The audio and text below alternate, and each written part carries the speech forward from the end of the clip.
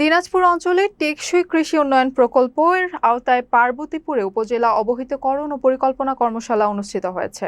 মঙ্গলবার সকাল 11টায় উপজেলা কৃষি অফিস হলরুমে কৃষি সম্প্রসারণ অধিদপ্তরের উদ্যোগে কর্মশালার আয়োজন করা হয়। উপজেলা নির্বাহী কর্মকর্তা সাদ্দাম হোসেনের সভাপতিত্বে কর্মশালায় প্রধান অতিথি ছিলেন জেলা কৃষি কর্মকর্তা আফজাল হোসেন। অনুষ্ঠানে বক্তব্য রাখেন জেলা মনিটরিং অফিসার মোহাম্মদ আরিফ আফজাল, উপজেলা কৃষি কর্মকর্তা রাজীব হোসাইন, সিনিয়র মৎস্য কর্মকর্তা খালেদ মোশাররফ, প্রাণী সম্পদ কর্মকর্তা পবিত্র রায় এবং কৃষি সম্প্রসারণ কর্মকর্তা লুৎফুন নাহার সহ অন্যরা। কর্মশালায় প্রকল্পের বিভিন্ন কার্যক্রম, কৃষি উন্নয়নের পরিকল্পনা এবং মাঠ পর্যায়ের বাস্তবায়ন কৌশল নিয়ে বিস্তারিত আলোচনা করা হয়। আলোচনা শেষে কৃষিতে সাফল্য অর্জনকারী বেশ কয়েকজন কৃষকের হাতে ক্রেস্ট ও উপহার সামগ্রী তুলে দিয়ে তাদের উৎসাহিত করেন অতিথিরা।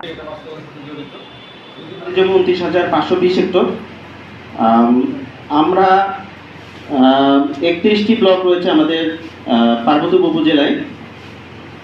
আমাদের পার্বতীপুর উপজেলাটি মূলত 3টা এজেড নিয়ে গঠিত, 3, 25 এবং 27 চাষ হয়নি। তার মানে একটি নতুন ফসল যেটা পার্বতীপুর উপজেলায় কখনো চাষ হয়নি সেটা ইন্ট্রোডিউস করেছে আমাদের এই দিনাজপুর অঞ্চলের টেকসই কৃষি উন্নয়ন প্রকল্প। আমাদের যে সাদা যে ফুলকপিটা আমরা বাজারে দেখতে পাই, এই ফুলকপি যখন বাজারে আসে